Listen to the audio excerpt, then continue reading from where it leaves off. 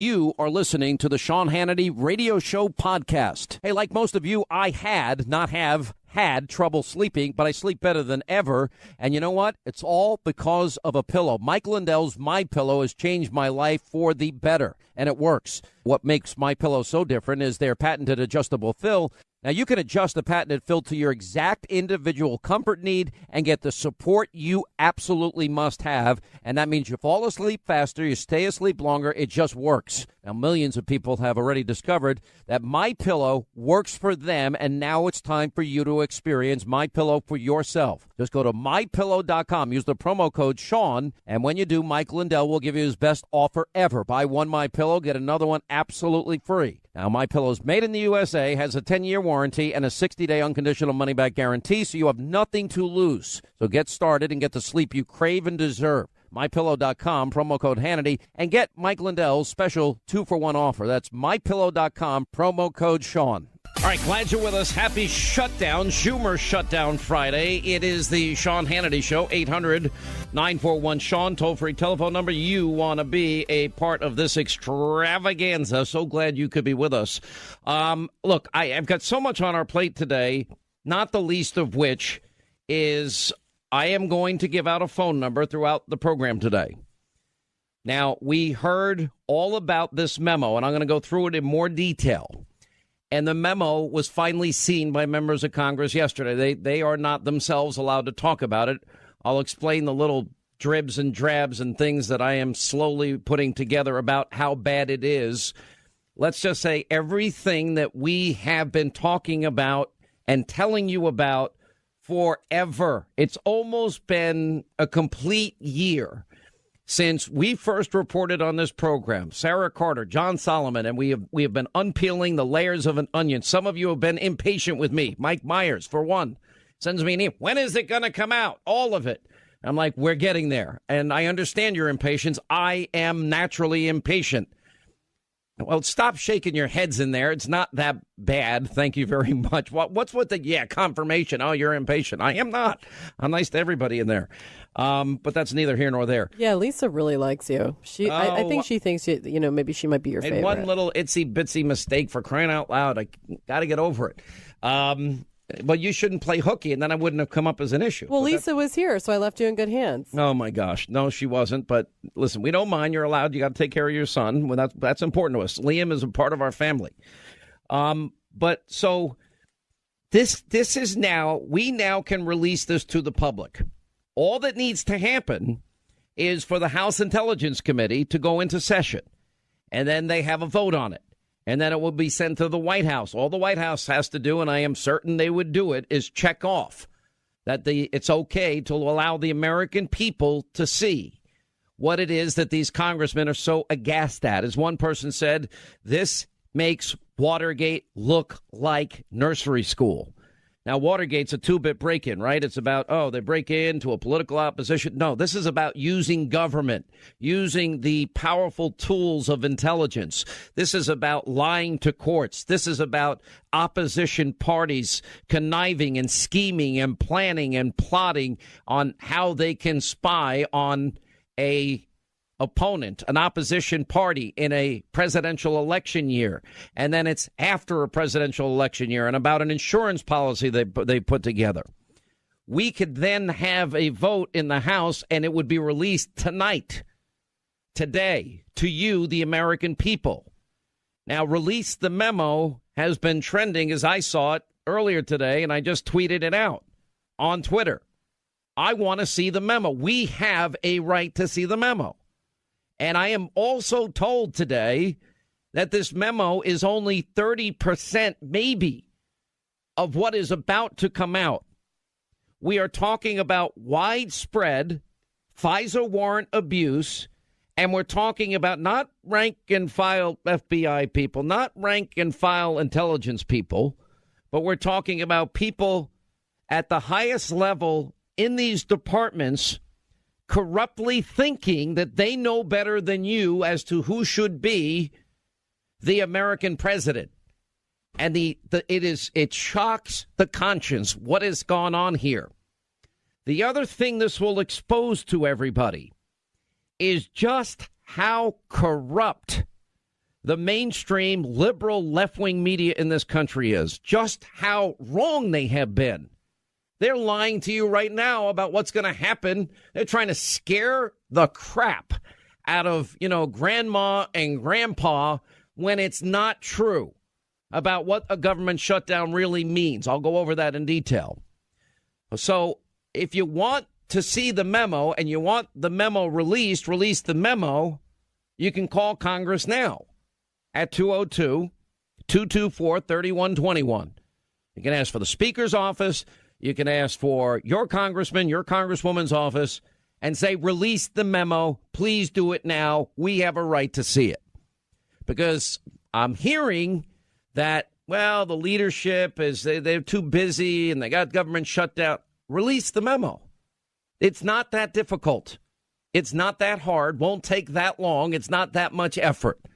And it looks like if you are going to be stuck in Washington over the weekend, sticking around in D.C., if you're going to be doing that, then you might as well work for the people anyway. All right, I'll get back to this in a second. 202-224-3121. If you're on Twitter, you might want to tweet out, release the memo. I put it up on my account out at Sean Hannity. No, we're not accepting direct messages. Everyone's getting hacked. It's just like we've been hacked already. How many times have we been hacked, Linda? Do we know? No, we've never been hacked because we have an amazing cybersecurity force. So we had the one hacking. Yeah, that was only one. I thought we got hacked twice.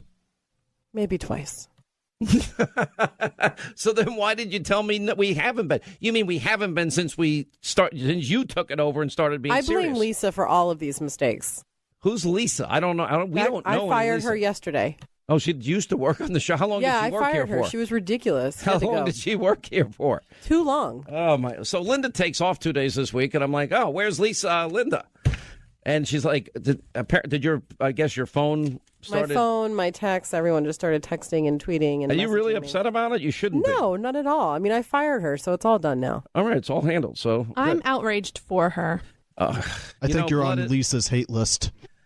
Oh, do you have a hate list, Linda? No, I don't have one, but I heard Lisa did. That's why I fired her. Yeah. Oh, so cybersecurity fault. She's gone, as long as she's gone and dead. That's all I want to know. All right, let me get this information out. All right, so if you tune into any channel today, it's 8 hours, 47 seconds, and 1 second. 47 minutes, 1 second, and it's a ticking, talking down all night, and it's meaningless. They are trying to whip people's minds into a frenzy. And they're doing it on purpose. They know, let me play for you an exchange with, whole CNN fake news and Jim Acosta, their White House correspondent, their chief White House correspondent. Listen to how dumb he is. And this has been the narrative. Well, you guys control the government. You have the majority in the House and the Senate, and you have the presidency. Well, we need cloture. You need 60 votes in the Senate to get the bill to be voted on. And what's happening is that's why it's the Schumer shutdown. Now, it's a clean CR, which Democrats always say that they want. It included the CHIP program, which Democrats say that they want. And I am arguing that the Democrats want the shutdown. They want to go out and blame Trump, blame the Republicans, say they're not protecting the kids of DACA. Well, that doesn't come up till the end of March. So what they're really doing is a lie. It's all part of a political scheme, just like they don't want DACA done because they want to run on DACA. And I'll take that debate any day. If it's going to be border security, securing the borders and securing the American people first, I think they get priority over anybody else because they're our citizens, we the people. They're already we the people. Anyway, here is the most unbelievable, incredibly ignorant, dumb exchange with whole network, CNN, fake news, Jim Acosta. How can it be the Schumer shutdown when Republicans control the White House, the House, and the Senate? Come on, you know the answer to that as well as anybody. I mean, I have to laugh when people say that, oh, we control the House and the Senate and the White House. Why can't you get this done? You know as well as anybody that it takes 60 votes in the Senate to pass an appropriations bill, right? You know that. I know that. Okay, so when you only have 51 votes in the Senate, then you have to have Democrat support in order to keep the government, to fund the government. So that's the answer to your question. The president asked Congress to come up with a solution for the Dreamers. Congress was in the room. Members of Congress were in the room with the president last week. It seemed to be a fairly productive meeting. And then the whole process got blown up. When Republicans tried... If I may, it seems that the whole process was blown up by the president's comments. When Republicans tried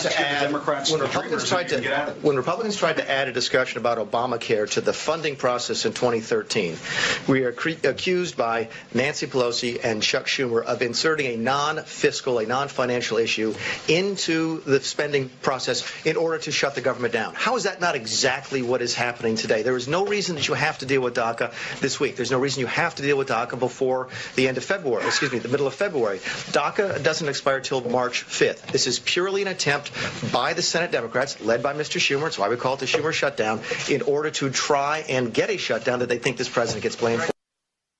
They want to blame the president. They don't want DACA either. And it's not an imperative to get the DACA deal done now. And it was the president that opened the door to DACA in the first place. And the Democrats just looking for any excuse because they have deemed it politically expedient not to do a DACA deal. Let me just give you some truth and some facts, because I don't think anybody else in the media is going to do it. You never have a real government shutdown. In other words, Social Security checks are going to go out.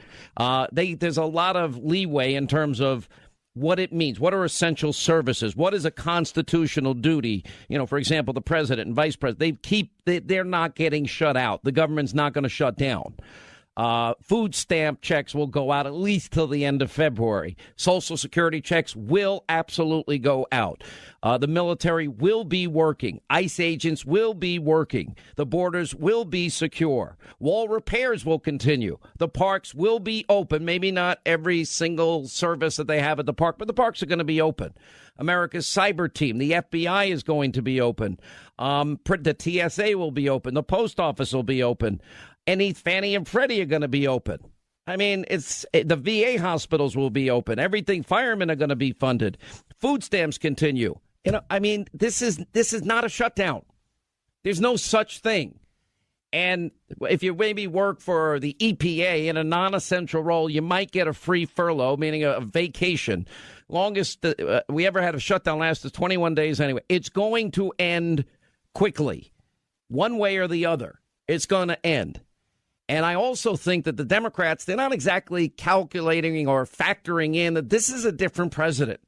Every day, I can imagine Donald Trump's Twitter feed is going to remind the country about the Schumer shutdown, about the things that aren't being funded, because he is pretty much trying to hold the entire process hostage. He doesn't want this to happen. And so Democrats, they're going to get to midnight tonight. Government's going to shut down. It's not even going to. As a matter, let me put it this way. Your life will go on as normal. It will not be the end of the world. And I will bet that 99.8% of you are not going to be impacted at all. So is it anything to get worked up over? No. Does it deserve a countdown clock? No. Is it the president's fault? No. Is it the Democrats' desire? Yes. And I don't care that Schumer met with the president today. He came out. We had some discussions. We still have a lot of differences. So what the Democrats are using leverage they think they have that they don't have. And if this is what they think is going to work, and if they think not getting DACA done as part of building the wall, ending chain migration, merit-based immigration policies, then let them do what they're going to do. It doesn't worry me. Now, the really big story when we get back, we have a lot coming up today. We will also, Mick Mulvaney, the director of OMB, is going to join us today. The chairman of the House Freedom Caucus, Mark Meadows, is here today. Jonathan Gillum, Dan Bongino today, and much more. 800-941-SEAN is our toll-free telephone number this Friday. All right, as we roll along, don't worry about the government shutdown. As a matter of fact, and we'll talk to Mick Mulvaney, the OMB director, later. He told reporters that if Chuck Schumer shuts down the government, the Trump administration does have contingency plans that will cushion the impact on the American people. At least they care enough to do that, knowing that, you know, shut down Chuck is going to do everything he can do to play politics. And it's the opposite, by the way, of what the Obama administration tried to do when they were, you know, at this point in 2013. It's just the opposite of what they tried to do. Remember, quote, I've been through some of these before, Mulvaney said, the Schumer shutdown. I just want to let everybody know about the potential government shutdown. We do not want this. We do not want a shutdown. But if Schumer insists on it, he's in a position to force this on the American people. But then he insisted the process will be a lot different under President Trump than Obama because Obama, quote, weaponized the shutdowns for political purposes. Trump is going to prevent that. And he continued from an OMB perspective, because we're involved in managing a lapse or a shutdown. We want to make folks understand that it will look a lot different than it did under the previous administration. And he said the Obama administration weaponized the shutdown of 2013. What they did is not tell you that they did not encourage agencies to use carry forward funds that they were sitting on, nor did they encourage agencies to use transfer authority. And they could have made the 2013 shutdown much less impactful, but they chose to make it worse. And they did it for political purposes. So basically figure out here who really wants the government shutdown and who doesn't. I mean, Schumer's demanding that the party that does have power, that they be excluded from any immigration negotiations. That's not, shut down Schumer's not going to win on that ever. So he can shut down the government, and he can throw temper tantrum after temper tantrum. It's not going to work. And it's not the worst thing at all. And by the way, the last two government shutdowns did not hurt the GOP. Now, because the media would have you believe it's the Republicans' fault. They'll show you polls that the Republicans are getting blamed for it. Remember in 2013, Ted Cruz filibustered the funding of Obamacare. Good for him. He was the only one. At the time, his fellow GOPers were saying, you're going to lose 2014 for us. Anyway, the press filled with predictions it would impact the midterms. It did not. But if the 2013 shutdown played any role in the 2014 vote, well, I think that would actually work pretty well for the Republicans, although the best thing they could do for 2018 is simple. Build the wall, fully fund the wall, and repeal and replace Obamacare. In other words, just keep your word and you'll get reelected. All right, glad you're with us, and it's 25 now till the top of the hour. We have a lot going on today. Let me break a lot of this down for you. By the way, the humorous part of the day is this just broke. James Comey is going to be teaching a course on ethical leadership at William and Mary. Maybe one of those parents paying $60,000 or so a year so your kid can be indoctrinated at some left-wing institution. Anyway, the former FBI director is joining the faculty of his alma mater.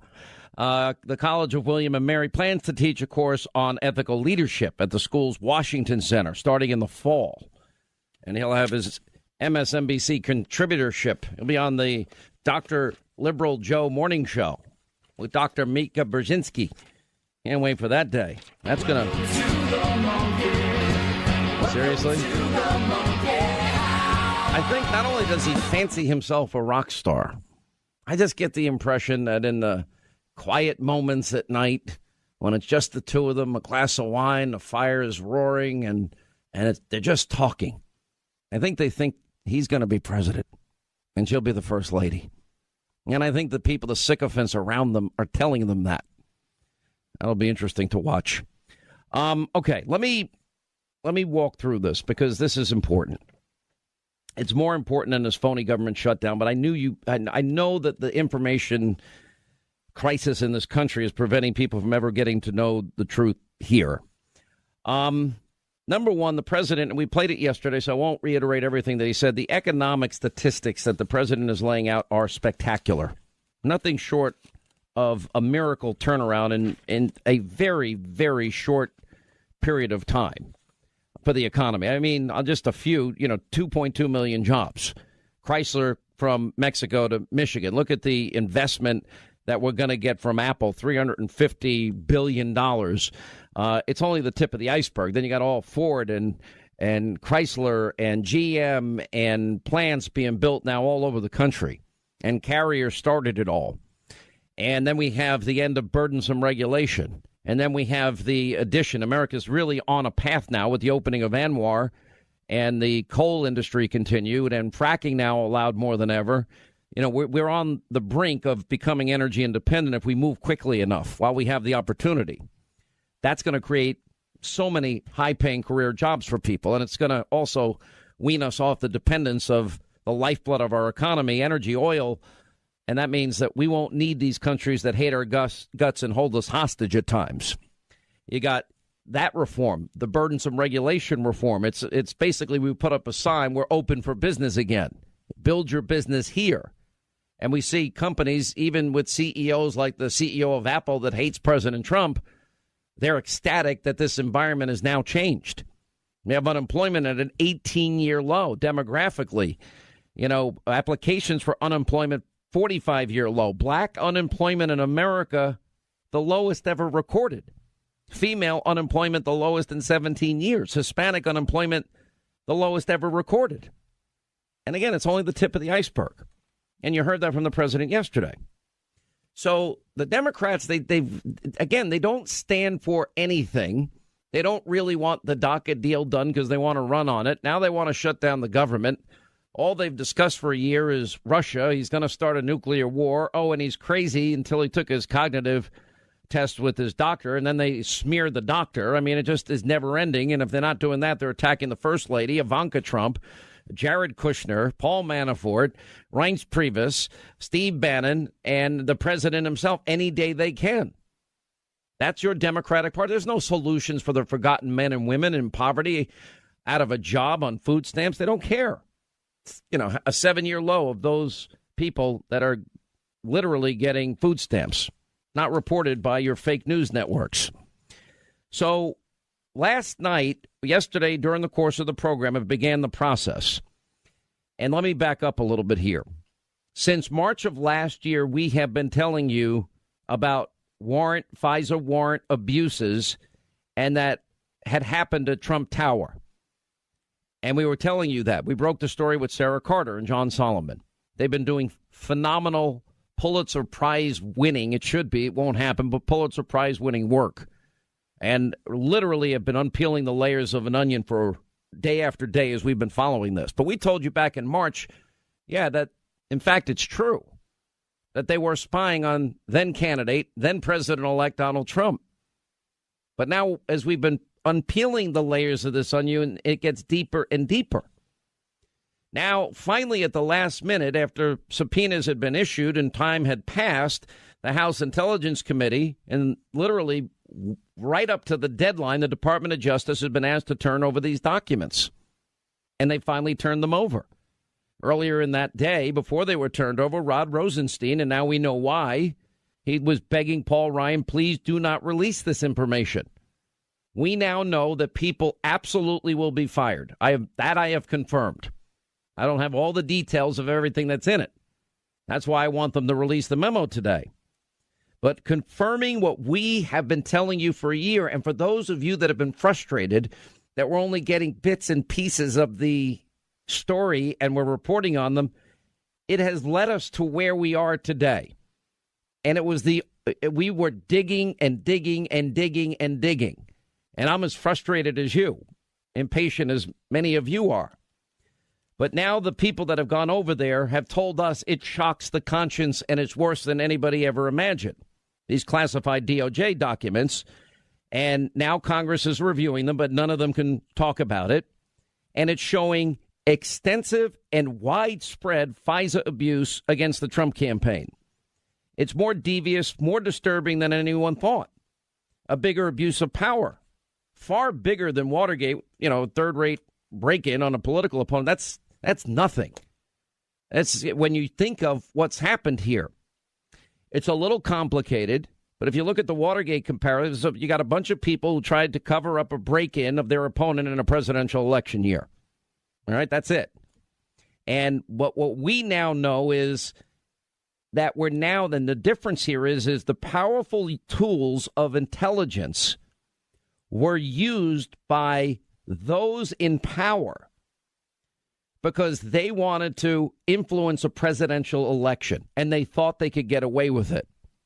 Now, it was done not only under false pretenses, but with the help of one candidate, Hillary Clinton, and her bought and paid for Russian propaganda dossier that was filled with Russian lies and Russian propaganda and salacious details that on the surface never made sense. The dossier was only wasn't corroborated by Fusion GPS at all.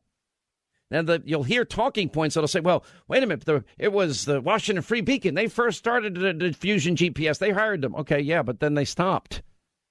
And it wasn't until Hillary Clinton started paying $12 million through her campaign, funneling it through a lawyer, the DNC that she controlled, funneling that money through a lawyer, that they hired Christopher Steele. And Christopher Steele was the guy that went ahead and got the phony Russian lies.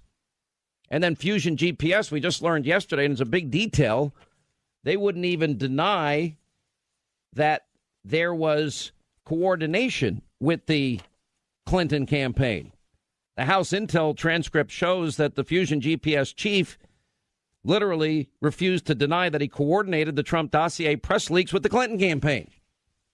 Imagine this. Just replace Hillary for Donald Trump. Donald Trump rigs a primary against 16 other Republicans. And the person that tells us was Reince Priebus. He was the head of the RNC. It was Donna Brazil that told us Hillary rigged a primary against Bernie. Bernie had no shot. And then James Comey, the head of the FBI, along with Peter Strzok. Peter Strzok is the tip of the spear in all of this, and his mistress girlfriend, Lisa Page. When you have Peter Strzok, Lisa Page, and Andrew McCabe is getting legal advice from Lisa Page. And then they had, and I'll get to this in a second, then they had the leaked text messages. We still have 9,500 more to go. But this is the highest ranks of the Justice Department and the FBI. And Peter Strzok is at the heart of it, and his mistress also at the heart of it.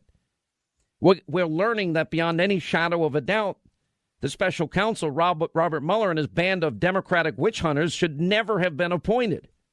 They must be disbanded immediately. Because what Strzok and Page, it now makes sense.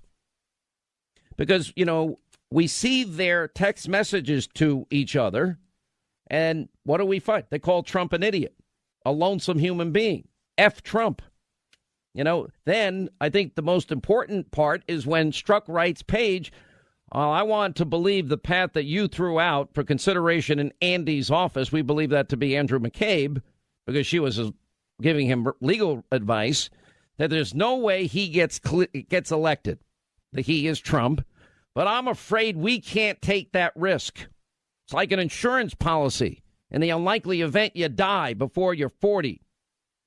The time frame is critical, because the same time Strzok and Page are talking about the insurance policy is the exact same time that Obama officials are going to a FISA court to get a warrant on Carter Page. Now, follow me here. Carter Page was a pretext to spy on the Trump campaign. And now we have the evidence that that was their motivation. Everyone seems to forget Lisa Page is the key legal counselor for McCabe. Now it all fits. And the first time they tried to get the FISA warrant, we're told, against Carter Page, it was denied. So what fixed it? It was the dossier that fixed it. Now follow me here. Imagine Donald Trump rigged a primary election. He gets away with that? Hillary got away with that. Then Hillary Clinton hires Fusion GPS, funneling the money that she has in the campaign and of course, through the DNC. They hire the MI6 agent that is known for dealing with Russians. They get Russian lies and propaganda. Fusion GPS hates Donald Trump. They go ahead and they are involved in getting this to the press. It's not corroborated. They never even tried to check the sources of it. So then they go back with the dossier after they rigged the primary. James Comey, Peter Strzok literally exonerate Hillary before they investigate her. We know she committed felonies on the email server scandal. They exonerate her so she can stay in the race. She can still run. It would have been a disaster for the Democrats if they had to take her out if she got indicted like she should have been. And then that dossier that she paid for is then used before a FISA court, and they start spying on the Trump administration or an opposing candidate, an opposition party in an election year, and then a president-elect after that. Imagine if Trump did all of that. They were successful because the new dossier put it over the top and got them the FISA warrant. And then they used it or abused it. It was gotten under false pretenses by a political party paying for lies from Russia, of all places. You can't make this stuff up. And they tried to tell us that, well, it got started because of George Papadopoulos running his mouth at a nightclub talking to an Australian diplomat who told a guy in Britain who told the FBI. Hearsay is not four-way hearsay. Anyway, so they get the Carter Page warrant on him. And it's important because the Obama officials, they should have known the dossier on its face was a lie, full of salacious Russian lies. And Fusion GPS never even verified it was in the dossier. And then we learned last night that Fusion GPS, they're not denying that they worked with the Clinton campaign to leak this garbage. And remember, the MI6 agent, Christopher Steele, what is he skilled at? Deception. And people that looked at that information yesterday are telling me that this is the single biggest abuse scandal in the history of this country. Bigger than Watergate because they're using government intelligence gathering. They're using a phony propaganda document from a political candidate to spy on an opposition candidate. And they're shredding the Constitution in the process, especially unreasonable search and seizure. Now, the point here is we can stop all of this. We, the people, have a right to know. They can release Congress. Republicans don't need any Democratic help. They can release the memo. And all they have to do, it's very simple, is the Intel Committee needs to vote. It'll be a party line vote. They didn't even want Congress, the Democrats, to see this. It'll be a party line. Then they'll send it to the White House. Any objections? No. Then they'll vote on it and then let the people decide. If you want to call your congressman or woman, here's the number. It's 202-224-3121. Let me put it this way. If you look at the players, I hope Andrew McCabe has a good lawyer. I don't think he's going to make his March retirement. I don't think James Comey, I think he better stop thinking about teaching that class because he's in trouble. Peter Strzok and Lisa Page, I can't wait for the other 9,600 pages. Rod Rosenstein, what did he know and when did he know it? And did he reauthorize it? Those are questions I want answered because he should be replaced. And the entire Mueller, witch hunt apparatus of Democrats, they need to be disbanded and fired and investigated if we're going to have equal justice under the law. One last thing. We were right the entire time. Everybody else in the media was wrong. Can't tell you how many people called me yesterday and said, wow, you really were. And by the way, it's not me. It's for our country. But Sarah Carter and people like John Solomon and Victoria Tunsing and Tom Fenton and Greg Jarrett, I can't even remember, Jay Sekulow. There's been a few of us. The rest of the media has ignored the biggest story in their lifetime because of their bias. Quick break, right back. All right, glad you're with us. Sean Hannity Show, Hour 2 on this Friday, 800-941-SEAN if you want to be a part of the program. Breaking news, by the way, now the president is decided. NBC News broadcasting the Super Bowl from Minneapolis. Variety reports Trump does not intend to accept the network's invitation to appear with them before the kickoff. Bill O'Reilly did it last year with Barack Obama and I guess Gayle King the year before. And it began during George W. Bush's presidency, made into an annual tradition by Obama. But just Mika and Joe alone, Liberal Joe, Dr. Liberal Joe and Dr. Brzezinski, Mika. That's reason enough. NBC has been abusively insulting, rude, condescending, and lying constantly. I don't blame the president. If he was ever going to do it with anybody at NBC, there's only one person I'd recommend, Al Michaels. No one's going to listen to me anyway. By the way, Edward Snowden has spoken. Now, says the FISA scandal means Trump should veto the spy program. Oh, there's going to be a major change in the way things are done. So what I said to you as we were closing out the last hour is I want to put a highlight on this. Sarah Carter and John Solomon and Greg Jarrett and Victoria Tunsing. And by the way, Victoria, you're going to hear a lot more from her in the coming year and this year. Tom Fitton, Sebastian Gorka, and myself, and a couple of others. And who am I missing off the top of my head, Linda? I'm sorry, Lisa. I'm kidding. Sidney Powell, another good answer. I just can't remember. What's that? I said Tom Fitton. If you were listening to the radio program, you would have known that. I blame Lisa for everything. All right, I don't want to stay on this road anymore. Yes, Linda, thank you. But they have done incredible work here. As I was told by many people that can't talk about it, the work we've been doing and what I keep saying, we're unpeeling the layer of an onion, has now been vindicated. And the rest of the media has been so god-awfully, abusively wrong. They've missed the biggest story in their lifetime. Now, they could get on board now. It's a little late, and I'm sure they're not going to do the good job. Three of the people are with me now. Sarah Carter, Fox News investigative journalist. Sebastian Gorka, also with Fox News. And Greg Jarrett are with us, the three of you. And Sarah, I think it was back in March when you and John Solomon broke the story that, Trump Tower had been surveilled and there was a FISA warrant and maybe another warrant. And the mainstream media ignored it and made fun of the president when he talked about it. Yes. I mean, there was so much contradictory evidence to what the mainstream media was actually putting out there.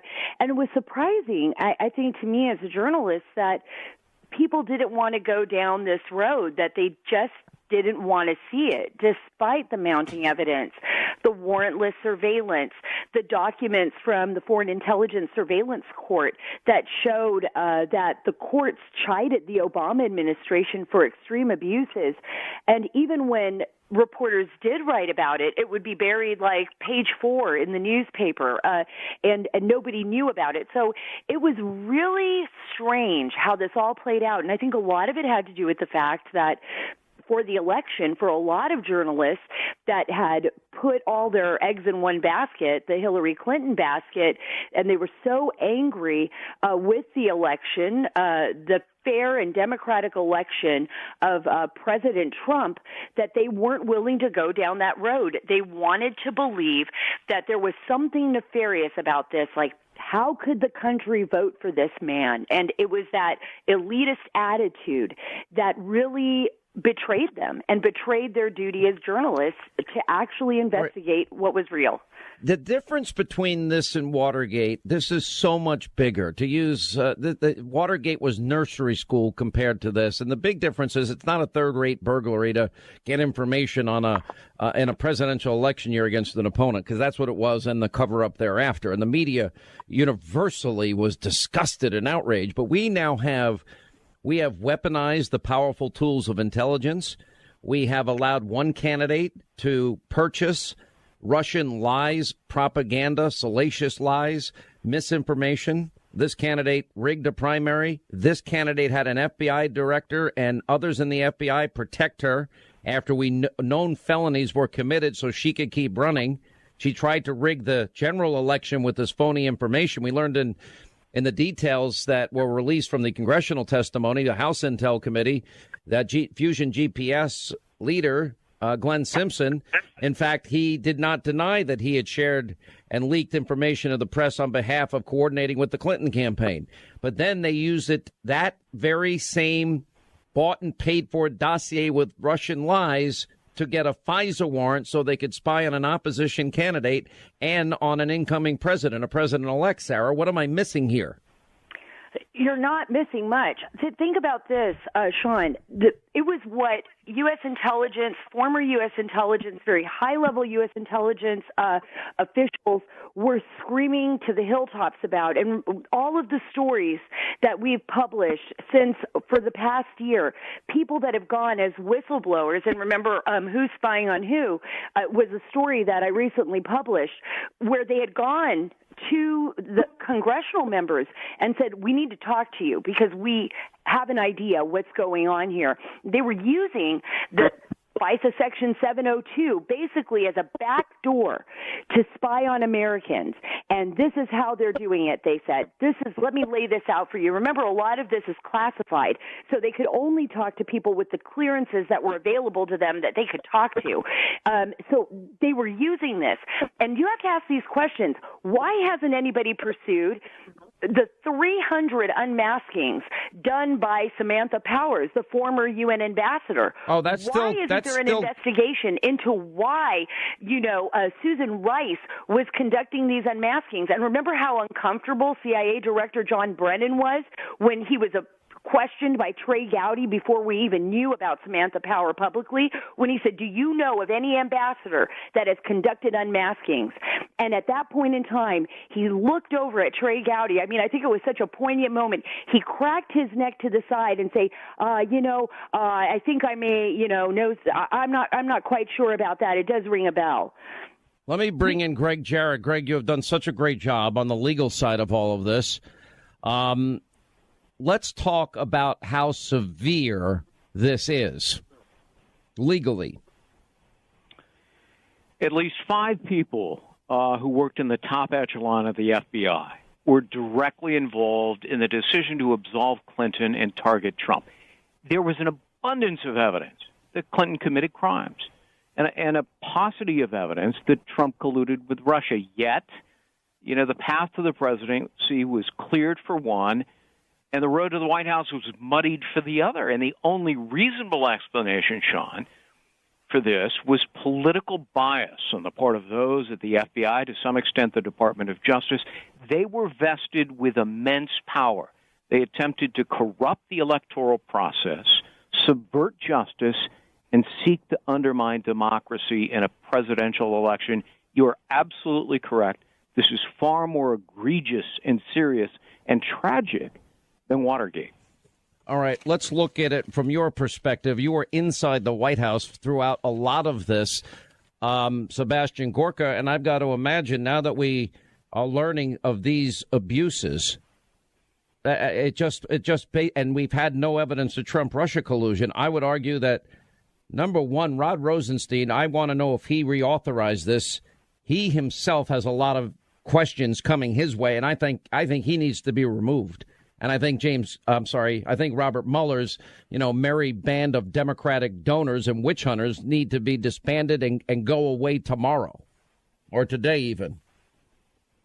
Sean, first, you need to be commended, Sarah, John, Greg, because you didn't give up. The left says they're the resistance and that they persist. Well, no, you persisted, and finally the truth is getting out. But this truth needs to be put in historic and national context.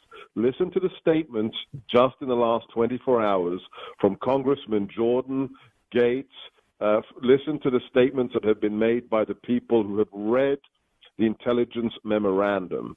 They said that if any American reads these 4 pages, they will be shocked and horrified. We have never had, these are not hysterical politicians. These are serious men. They are speaking in language we have not heard since the House Un-American Committee, since the days, this goes back to the worst scandals of American history. This isn't just a bungled burglary. This isn't one man doing something wrong. This is systematic political targeting by federal law enforcement and intelligence assets at the highest levels of the Obama administration. I've been told that this is the tip of the iceberg. What the memo talks about is the tip of the iceberg and will go to the cabinet level of the Obama administration. I'm told this is 30%, Sarah, and the heart of this, now we understand what Peter Strzok meant when he texted his mistress, well, I want to believe the path you threw out for consideration in Andy's office. Remember, she's Andy McCabe's top legal advisor, that there's no way he gets elected. But I'm afraid we can't take that risk. It's an insurance policy. In the unlikely event you die before you're 40. I guess we now know what the insurance policy was. It appears that we're getting to see part of that insurance policy, right? We're hearing little snippets of what's coming out of this classified memo. At least the alarm bells are ringing all over the place, and members of Congress who've seen it. Now, I've been told today nearly 130 members have actually seen this 4-page report memorandum. Only the Democrats on the HPSC committee have actually seen it. No other Democrats have come in to see it. surprising since they seem to want to be so transparent. You would think that they would want to look at this report, and now we're waiting for it to be made public. But just going back to what Seb was saying earlier, I was told by somebody, a government official, very senior government official, that this memorandum, if there were 10 bullets, this is only one of 10, because the rest of the information, the classified information, is so damaging and so damning to them, to the people that are involved, that it's going to rock Washington. That's really concerning to me, because we think, like, well, is this it? What have they seen that we haven't seen? And how bad was it that in the United States of America we have officials like Seb and Greg, both were stating, who are in positions of power that we trust, that we're weaponizing, it appears, that we're weaponizing the intelligence community for a political opponent. And abusing the ability to get warrants with paid-for opposition lies from Russia, of all places. Stay right there. More with Sarah Carter, more with Greg Jarrett. I'm not going to call you Seb. I didn't know we called you Seb, Sebastian. Dr. Sebastian Gorka. It's likely the biggest corruption scandal in our lifetime. We continue. People that have worked so hard on this issue, Sarah Carter and Greg Jarrett and Sebastian Gorka. Greg Jarrett, looking at this from a legal standpoint, Andrew McCabe, Peter Strzok, Lisa Page, Rod Rosenstein, James Comey. Where do they stand legally in all of this? And Bruce Orr? Well, they certainly committed abuses of power. And if they lied about their conduct, they can be prosecuted. I wish there was a straight-out statute. What about Comey and Strzok fixing the investigation on Hillary Clinton? Isn't that obstruction? Well, Comey's interesting, and I'm glad you brought it up. He took with him 7 presidential memos. Those are not his. They were made during the course and scope of his work as FBI director. He's not allowed to take them home. He's not allowed to convert them to his own use and leak them to others. That's theft of government documents. And he can and should be prosecuted for that. And it also looks as though, the evidence continues to mount, that he obstructed justice in the Hillary Clinton case. He contorted the law and twisted the facts so that she was exonerated when, in fact, he initially found in his statement that she committed crimes. And the language was redlined out and changed. It looks as though it was done for a political reason. That's obstruction. It's unbelievable, Sebastian. It truly is. And the fact is, a handful of individuals have besmirched the reputation of literally thousands of agents and law enforcement officers in the FBI and the Department of Justice. And it may take those organizations years, if not decades, to claw back their good name, thanks to the obstruction of justice, the theft, and the felonious activities of a handful of very, very highly placed individuals. Yeah, I'm almost out of time. Sarah, is this any short of really trying to really fix a presidential election and using the tools of intelligence and using lies paid for by the opposition? Is it also about undoing a duly elected president or undoing an election? According to the people that have seen the memo and all the sources that I've spoken with over the past year, it would seem that that was the intention. And I can tell you, Sean, from people that have talked to people within the intelligence community that are more aware of what was going on during that time, there was a feeling among some people within the FBI, I think we know who we're talking about, and others within the intelligence community and the administration that were supporters of Hillary Clinton, that they believed ideologically that they felt that they had to do this. I got to leave it here. We'll have more on TV tonight with all of you. Unbelievable work. Take a bow, but we're only at 10% of what's coming. Straight ahead. So you could actually have the consequences of default a day or two before it actually occurs. This is playing with fire, and we are happy to negotiate, but we want to negotiate without a gun to our head. Speaker Boehner comes in and he says basically, it's sort of like this. Someone goes into your house, takes your wife and children hostage, and then says, let's negotiate over the price of your house. You know, we could do the same thing on immigration. We believe strongly in immigration reform. We could say we're shutting down the government. We're not going to raise the debt ceiling until you pass immigration reform. It would be governmental chaos. Let's be really clear about this. The Republicans put a legislation on the floor that was intended to shut down government. For them, that's a victory because they're anti-government ideologues who dominate the Republican Party. They wanted to defund Obamacare. No, they want to shut down government. The effect of putting the Affordable Care Act on the bill is to shut down government. They know that. They know that has no prospect of prevailing. I think it's really important to note that there are lots of excuses that they use, but for many of them, I call them legislative arsonists. They're there to burn down what we should be building up in terms of investments in education and scientific research and all that it is that make our country great and competitive. I don't paint them all with the same brush, and I certainly don't paint the speaker with that brush, but enough of them in their caucus to shut down government. That would be a victory. Okay, Chuck Schumer, and of course the doom and gloom talk continues. Nancy Pelosi actually saying House Republicans who want a government shutdown are legislative arsonists. Okay, now this is going to be different. The last shutdown, 95, 96, 21 days. And as a result, we ended up getting a president impeached over that part. All essential government services do continue. These scare tactics never work. Basically, what the Democrats have tried to play here is that they want to hold Congress and the president hostage. They want DACA. They want chain migration. They want everything that they want, or they're going to shut it down. And if you hear anything else from the press, they're just lying to you. Congressman Mark Meadows, he is the chairman of the Freedom Caucus, joins us now to discuss this and other things. How are you, sir? I'm doing well, Sean. Great to be back with you, and thanks for highlighting all of this and the truth, because you do hold us accountable here on Capitol Hill. I try, sir, but in reality, you had a million federal employees sent home. They always end up getting back pay. Isn't that correct?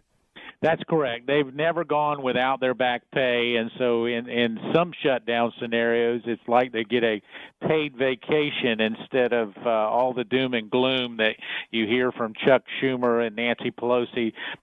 Perhaps under this president, it'll be different. Yeah.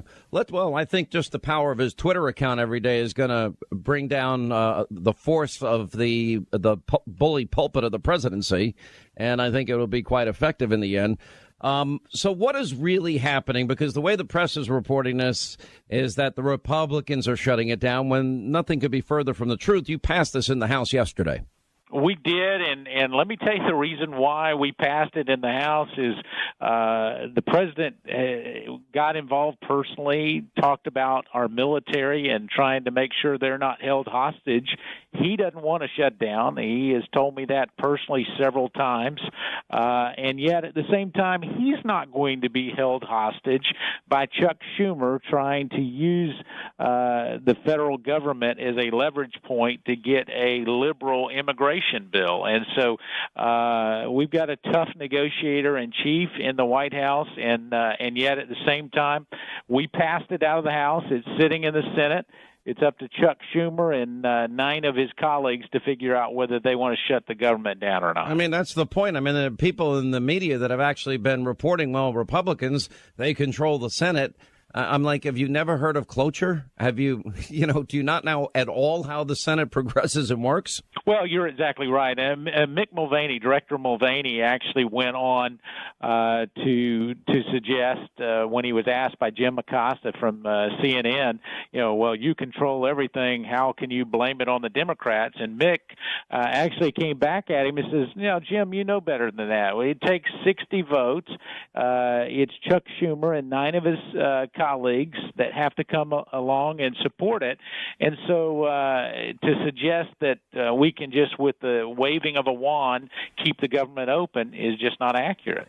All right, let's go to the biggest issue of the day. I have been told by my sources that the memo that was finally released that talks about massive Pfizer surveillance abuses and many of the issues that we have been discussing a long time on this program, how a sitting president has been, and then opposition candidate was surveilled, a FISA warrant obtained in substantial part, I am told, by a dossier that was bought and paid for by Hillary Clinton and corroborated only by one of her friends and not by Fusion GPS, the group they paid to go out and hire Christopher Steele, who got Russians to lie. And by the way, on the surface of all the allegations, one should have been suspicious anyway. And it gets worse than that. Then they got the FISA warrant. They were spying on an opposition candidate and then spying on a president-elect in the case of Donald Trump. You had an opportunity yesterday for the first time to go over and read some of this material. Were you one of the people that went over? Well, I did go over, and I can tell you this, Sean, you have been at the forefront of reporting things on this particular issue for many, many weeks. When no one else would cover it, you were willing to put forth a narrative that is out there each and every day to make sure that truth is conveyed to your listeners and to your viewers. And to our country. The truth matters. The rule of law matters. You want the truth out there, even, if it's not going to be supportive of the president, you want to make sure that it's transparent. I did go yesterday, unfortunately, and you get into a catch-22. When you go in to look at a classified document, even things that you and I were talking about prior to me going in, I can't talk about now because now I know whether they're true or not. And so by that, I can't confirm or deny that. Because well, let me ask you this. Can I ask you this way? I mean, you watch my show every night, and we first reported on a warrant and a FISA warrant back in, I believe it was March when we first broke that story. And we've been asking all these questions, and we've been unpeeling layer after layer after layer of an onion.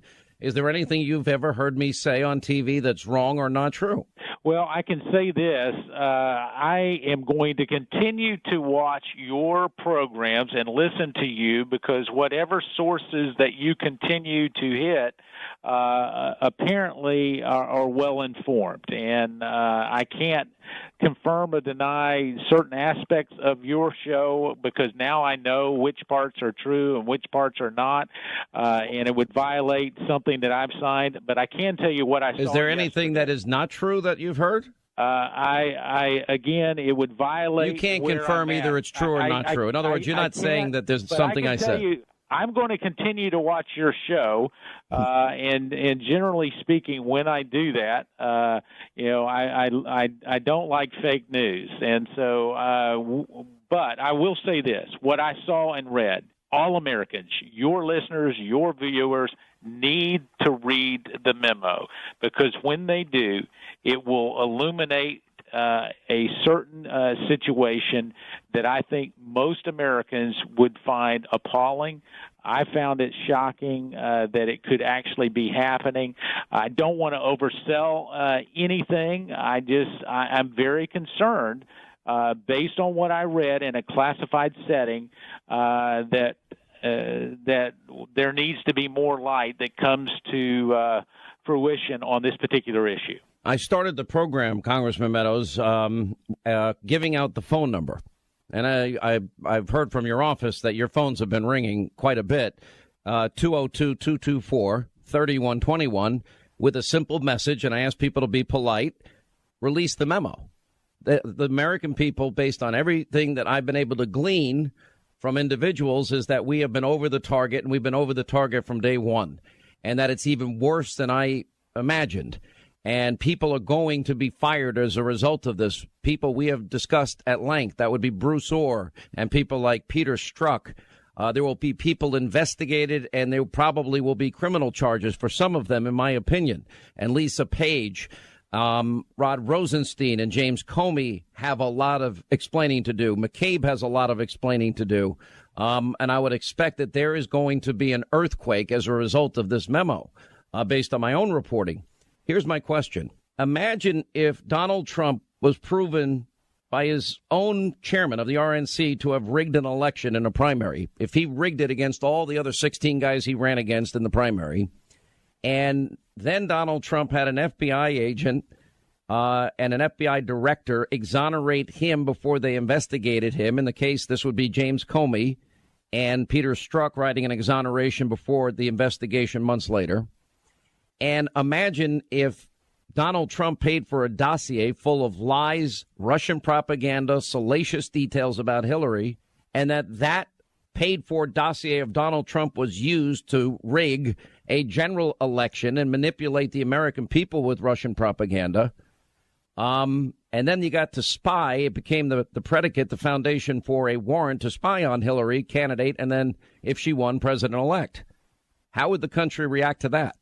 Well, they would react with shock and disbelief, and certainly would not approve of that. And those kinds of accusations are exactly why we need to be transparent with America and let them see what has happened, because in all of that, once the facts come out, I think there will be a real demand for things to change. Got to take a quick break. He is the chairman of the Freedom Caucus. Mark Meadows is with us.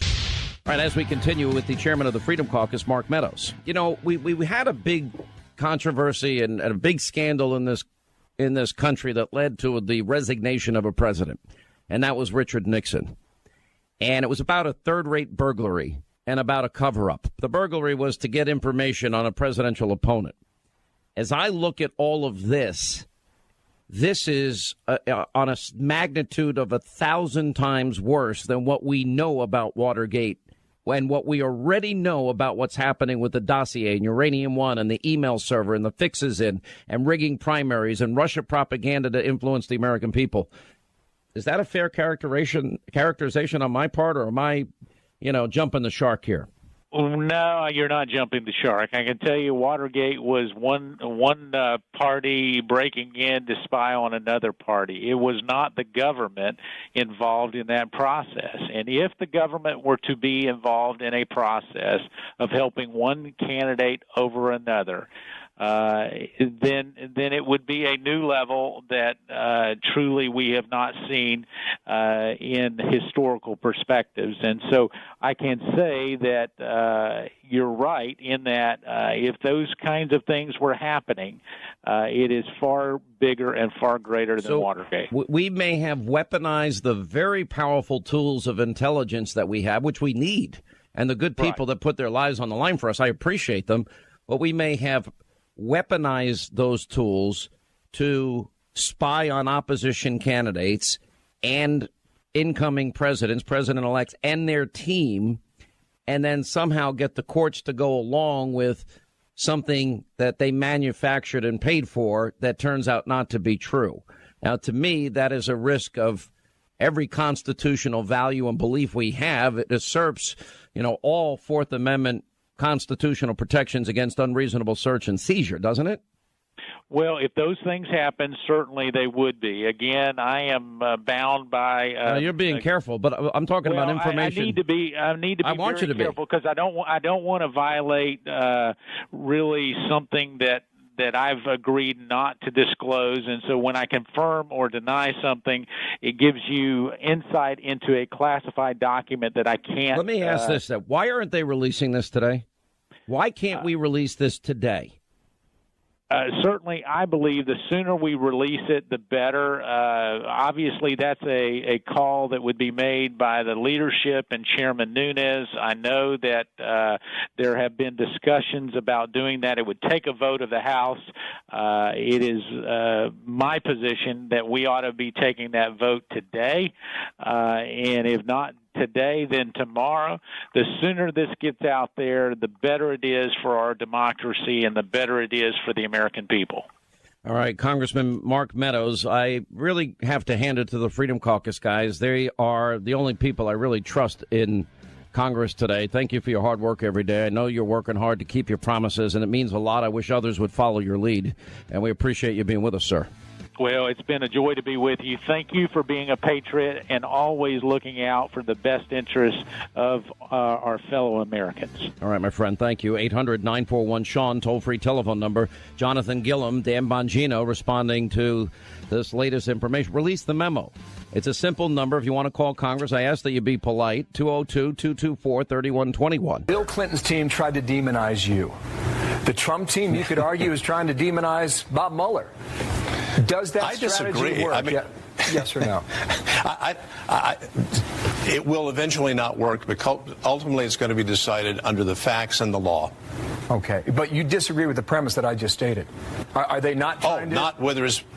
Oh, I don't think the Trump team, at least I'm not aware of trying to demonize him. They are raising serious questions about people close to, senior people in the investigation, and I share those concerns. There are a lot of questions about this Russian dossier, and there are evidence that has come out that the DNC helped fund it. Did you know that was happening, and were you surprised to hear it if you did? I asked one question on November 4th, and I was told that I did not need to know, and so no, I did not know. Did the DNC actually know what they paid the lawyer who commissioned the dossier? Did the DNC know what was in it? Well, again, you're going to have to ask folks who were at the DNC at that time. Asked.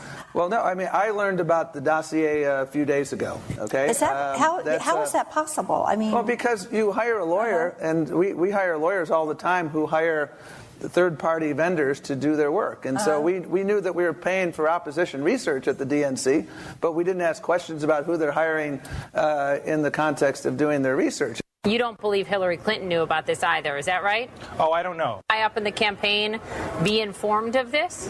Well, she may have known, but the degree of exactly what she knew is beyond my knowledge. For instance, it could have been that a decision was made to authorize Perkins Coie to do commission some kind of research, but then decisions about, going out and finding Fusion GPS, finding Christopher Steele. She may or may not have been aware of that level of detail. I don't know. When did you learn the DNC and the Clinton campaign were behind the dossier? I wasn't aware of the arrangement at all. And then how could you have led the DNC and be in the dark about the dossier? I wasn't aware of the arrangement at all. But do you see these things, Senator, as equivalent of the Hillary Clinton campaign, looking for dirt from Russians and Russians offering dirt to the Trump campaign? If you're asking about the dossier, that was funded by a conservative online publication, Washington Free Beacon. At first, but then the Hillary campaign. But wait, let me finish. Yep. And they hired a firm that was working with a British Secret Service agent. And then when they decided to drop it, apparently we now know that some of the funds to continue the investigation were paid for by the Clinton campaign. Hillary, is there a difference between your team paying for this opposition research and Donald Trump's people working with the Russians to influence the election? Is there a difference? Of course there is. And, I think most serious people understand that. This was research started by a Republican donor during the Republican primary. And then when Trump got the nomination for the Republican Party, the people doing it came to my campaign lawyer and said, would you like us to continue it? Right. And he said, yes, he's an experienced lawyer. He knows what the law is. He knows what opposition research is. So this thing didn't come out until after the election, and it's still being evaluated. Oh, there's no difference when we do it. It's only when we make accusations that are false. The only people in that campaign that used collusion or propaganda or lies in the 2016 campaign was Hillary Clinton. Now, this whole narrative, the Free Beacon started this, way before Fusion GPS ever brought in Christopher Steele. So it is a talking point lie that is repeated almost on a daily basis. It's a pretty spectacular lie at that. All right, 800-941-SEAN, our toll-free telephone number. Release the memo. I have a message like so many of you. Congress, we'll do it when we get back. How about you do it now and do your job now and let the American people see the explosive details that we are hearing about. And by the way, I'm told there is so much more to come. So give us time to absorb a piece at a time to see just how badly the intel community was abusing the Constitution and Fourth Amendment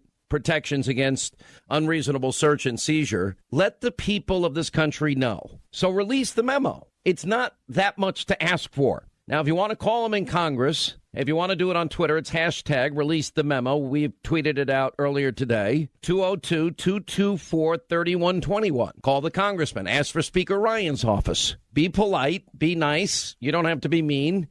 Release the memo. We have gone a year now, over a year, with nothing but salacious lies. And now we have information that shocks the conscience of the American people, that will shock the conscience of the American people. Let us read it. Give us the memo. Release the memo. What's so hard? Jonathan Gillum, author of the brand new book, bestseller Sheep No More. Dan Bongino, former Secret Service agent and NYPD contributing editor at Conservative Review. Welcome, both of you, to the program. How are you?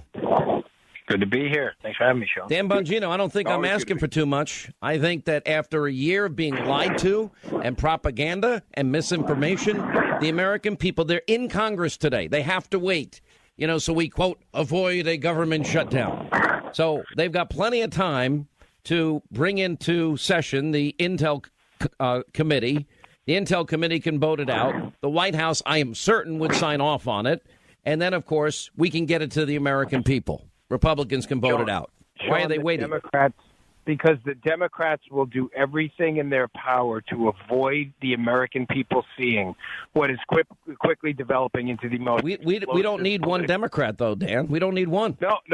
No, we don't. And no, absolutely we don't. This should be immediately released. We don't even have to go through, in some respects, the declassification process. Release the memo for the Americans to see it. Now, here's what you're going to see here. What you're going to see is the abuse on a historic scale of the massive, unbelievable law enforcement and intelligence powers of the United States government to spy on a political opponent of the Obama White House. And as I sent out in a tweet today, and I mean this, there is no plausible deniability here, Sean, anymore for the Obama administration. Plausible deniability went out the window. They are not going to be able to deny their role in this, and stupidity is not a defense. They were spying on the Trump team. They were using their powers to do it. It's how they did it and the mechanics of it that I think are going to horrify the American people when this memo is released. The thing is, and I'm only getting dribs and drabs and nibbles here and nibbles there, but I've got a pretty good idea of what has happened here. And I want to be clear, and I've known both of you. Both of you are good friends of mine. Both of you have been in law enforcement. And this talking point narrative, they're talking down, the FBI. They're going after good people. No, we're not. If you look at, for example, the email server scandal, if they would have left it in the field offices as they belonged, I have every faith, hope, and confidence that the FBI agents would have done their job. But once they put it in a special category, and Peter Strzok, who is at the tip of the spear in all of this with his mistress girlfriend, and James Comey exonerated him ahead of time. This is not about rank and file, Dan Bongino. This is about corruption at the highest levels. No, Sean, it's never been about rank and file. And some really good sources I have in this say there are a lot of really, really good, no surprise to us, by the way, great people in the FBI who are horrified. I've been through, I remember being a former Secret Service agent, the Secret Service scandals and the everyday rank and file agents being just disgusted at what had happened over there. Sean, let's be absolutely clear what's going on here. You have a Trump team that was spied on, potentially with some involvement of people not U.S. government officials. I'm trying to be delicate here, right? You have this happening with no predicate crime whatsoever. There is no evidence of a crime. Remember, Sean, order matters, okay? The way this works is crime, investigation. It doesn't work, investigation, then go find a crime. You don't reverse engineer a crime to justify an investigation. And Jonathan Gillum, the heart of all of this is they used Carter Page as a pretext to really spy on Trump and his entire campaign.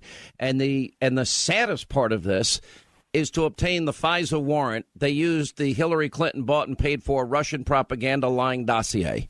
And that became the basis of the approval, in part and probably substantially, as we're beginning to get more and more feedback, to get that FISA warrant to spy on a candidate and to spy on an opposition party and to spy on a president-elect. Sean, let me just tell you, I'm agreeing with what you're saying, definitely agreeing with what Dan's saying. Here's what I think has to be done, though. You're looking at this as a point-by-point thing that has happened. This person did this. this person did this. The reality from, I just left the FBI 5 years ago. I saw the writing on the wall when I was leaving, and that was when Mueller was the director of the FBI. Mueller systematically changed the FBI from a law enforcement agency into an intelligence gathering agency. And when you think about that alone, it doesn't do anything for the American people or for law enforcement. That when they start collecting information, it becomes a tool of the government and certain people in government. So now what you're seeing with the FISA court, with the way that the upper echelons of the FBI have handled the information along with the upper echelons of the DOD, what you're seeing is a culmination, I believe, of something that was put in place over a period of time during the Obama administration, and we're seeing the culmination of that, and it didn't work for them. It didn't work.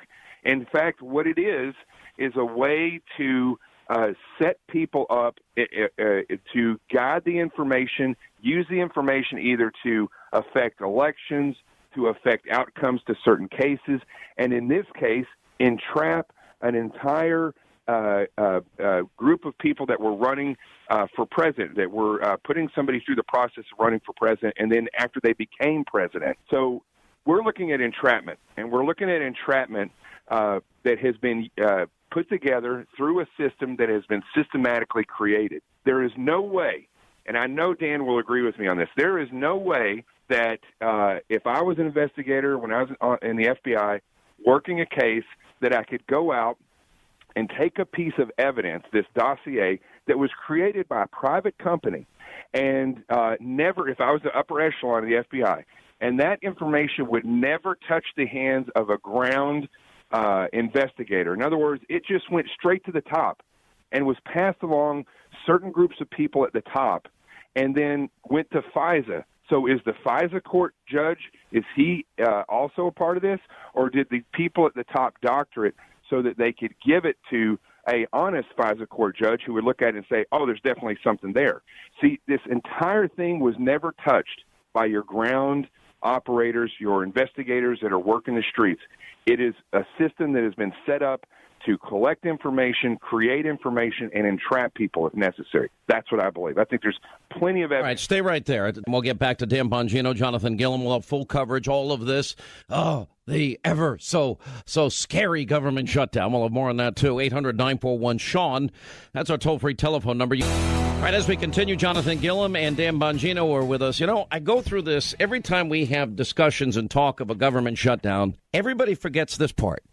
Everybody's life will pretty much go on as normal. This is never and will never be the end of the world. But you got, all these news networks pretty much trying to hype up their insignificant viewing populations. 29 hours, 48 minutes, and 7 seconds till the shutdown. And we all know that's not true. Dan Bongino.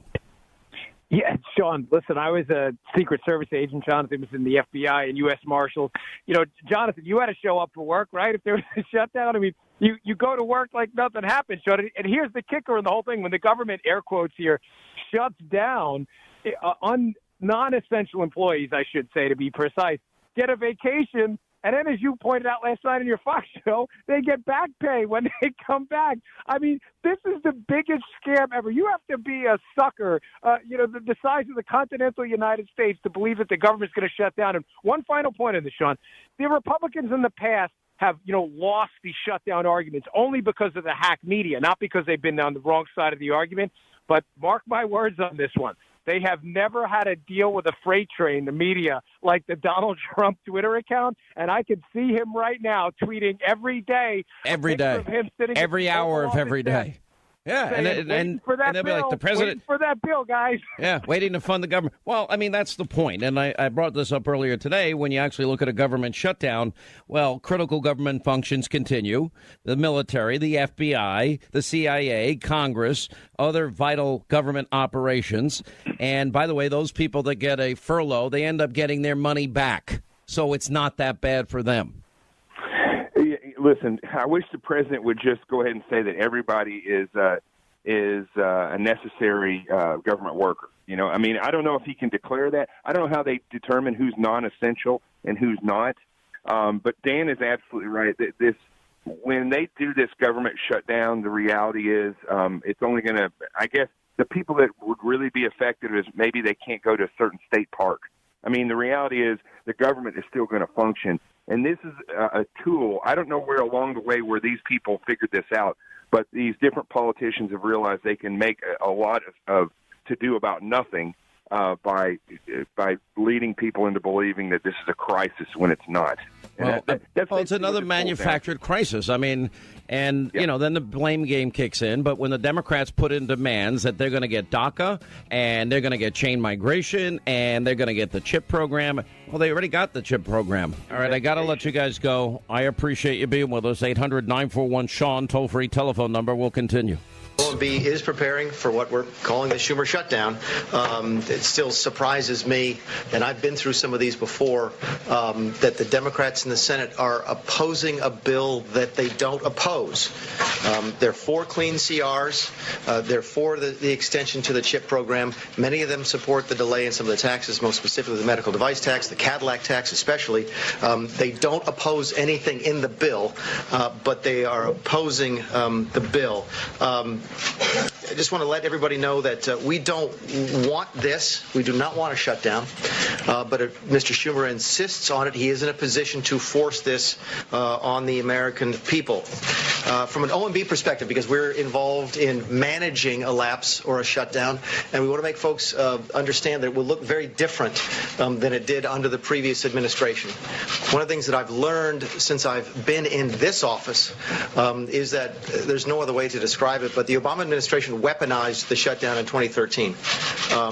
What they didn't tell you was that they did not encourage agencies to use carry-forward funds, funds that they were sitting on, nor did they encourage agencies to use transfer authority. They could have made the shutdown in 2013 much less impactful, but they chose to make it worse. The only conclusion I can draw is they did so for political purposes. How can it be the Schumer shutdown when Republicans control the White House, the House, and the Senate? Come on, you know the answer to that as well as anybody. I mean, I have to laugh when people say that, oh, we control the House and the Senate and the White House, why can't you get this done? You know as well as anybody that it takes 60 votes in the Senate to pass an appropriations bill, right? You know that. I know that. Okay, so when you only have 51 votes in the Senate, then you have to have Democrat support in order to keep the government, to fund the government. So that's the answer to your question. The President asked Congress to come up with a solution for the Dreamers. Congress was in the room. Members of Congress were in the room with the President last week. It seemed to be a fairly productive meeting. And then the whole process got blown up. When Republicans tried to... If I may, it seems that the whole process was blown up by the President's comments. When Republicans tried to add a discussion about Obamacare to the funding process in 2013, we are accused by Nancy Pelosi and Chuck Schumer of inserting a non-fiscal, a non-financial issue into the spending process in order to shut the government down. I listened to that press conference. That was Jim Acosta, fake news CNN. He doesn't know that it takes 60 votes in the Senate. Has he ever heard of cloture? This is their chief White House correspondent over at the whole, fake news network CNN. I sit there and it is jaw-dropping bias on their part. Oh, you control everything. I couldn't believe it. Mick Mulvaney is our Director of Office of Management and Budget, and he was the one that responded to that. He has to know. I mean, was it just, did he think you weren't going to be able to answer that question? I was trying to understand it. He does know. And, hey, it's good to see you again. Thanks for having me on the show. He knows exactly what it is, but his goal is to get that talking point out there. Again, Jim is actively trying to undermine the president, probably more than, or as much as any journalist or whatever they call them now. I don't think they're journalists. As much as anyone that I know of, he's simply trying to get that talking point out there. You control the House, you control the Senate, you control the White House. How can you not be blamed? And he's hoping that, that nobody picks up on the answer, that we don't know the answer. He knows exactly what the deal is. I've seen it done other times as well, including by folks on television. So anyway, I was glad to get a chance to push back and to at least set the record straight that no, every single Republican could vote to open the government, to fund the government, and it would still shut down. And that's why we call it the Schumer shutdown. It is the Schumer shutdown. All right, can we go through the details? I don't know what insight you can give us. I know the President, Chuck Schumer, met earlier today. Any insight into that meeting? No. In fact, I'm getting ready to get briefed on that. There was a private meeting with the President, the Chief of Staff, and Mr. Schumer and his Chief of Staff, and that was it. So we're going to get briefed on that here shortly. All right, let's go over what this continuing resolution would be. It would be for, as I understand it, about 30 days. The Democrats were demanding DACA as part of the deal. They were demanding chain migration as part of the deal, or at least partial chain migration. You did offer the chip program continuation, which was a big deal. Nancy Pelosi's comments were kind of breathtaking, considering that is something they say that they want. They always say they want a clean CR. So what's the problem? Well, part of the problem is they're not telling us exactly what they want. What's on the table right now is very clear because it was passed last night by the House. That is a 4-week continuing resolution. It would fund the government for 4 weeks. It would extend the Children's Health Insurance Program for 6 years and delay the implementation of a couple of Obamacare taxes, most notably the medical device tax and the Cadillac tax on the high-end health insurance programs for 2 years. That's it. That's cut and dry. That is passed the House and is sitting now at the Senate. Critically, none of the Democrats oppose those things. They don't oppose a 4-week CR. In fact, they are sometimes the biggest proponents of a clean CR. They don't oppose the CHIP program. In fact, many of them have voted for that many, many times. It's actually a Democrat priority. And many of them also support the extension, especially the delay in the Cadillac tax. So they don't oppose the deal, but they oppose the whole bill because they want the shutdown. They say they want, a deal on immigration. They say they want the Dreamers, but they still won't send over anything specific on that. There is no bill that anybody could agree to right now. There's a list of principles that group had last Thursday, but that's it. You don't get to vote on a list of principles anymore on immigration than we did, say, on taxes. So that's why I say this is geared to shut down. The Democrats believe in their DNA that the Republicans get blamed for a shutdown, so they're looking for an excuse. The excuse right now is immigration. A year from now, it could be something else. They want to shut down, and we're simply trying to deny them the ability to do that. You know, one of the things I'm convinced is they really don't even want to deal on DACA because they want to run on, quote, the government shutdown. They want to run on DACA. I think the one thing that the Schumer shutdown is not factored in is Donald Trump is going to be there every single day, and he will be tweeting, "Hi, working. Hello, I'm ready. Where are you?" And I just think it'll be nonstop. And for them to go out there and shut the government down, it's also a myth. In as much as we really don't ever shut the government down, do we? Essential services continue. Our military continues. The FBI continues. All of the important aspects involving the government continue. And those people that are furloughed usually get their money back because Congress will give them back pay and a free vacation. Yeah, I mean, here's how I explain it to people. I explained it this. Yeah, obviously, the reason that obviously I'm heavily involved with this, Sean, is that the Office of Management and Budget is charged with, sort of running a shutdown. In fact, I found out for the first time last night that the person who technically shuts the government down is me, which is kind of cool. But here's the list that I went over this morning with our own internal staff. Social Security checks go out. Military will remain on the job. There'll be some contractors in some local bases that won't go to work, but most of the military stay at work, and certainly if they're overseas. ICE agents mostly stay on the job. The border continues to be patrolled. The wall repairs even continue on. The parks will stay open. There will be some services that are not available. The trash won't get picked up at the national parks, et cetera, but the parks, for the most part, will be open. All of our work on cybersecurity continues. Fannie and Freddie stay open. The post office stays open. TSA will go to work after a shutdown, so commercial flights won't be impacted. FEMA will be able to continue almost all of its disaster relief. Firefighters will be able to stay at work. Washington, D.C. stays open. VA benefits stay open. The VA hospitals stay open.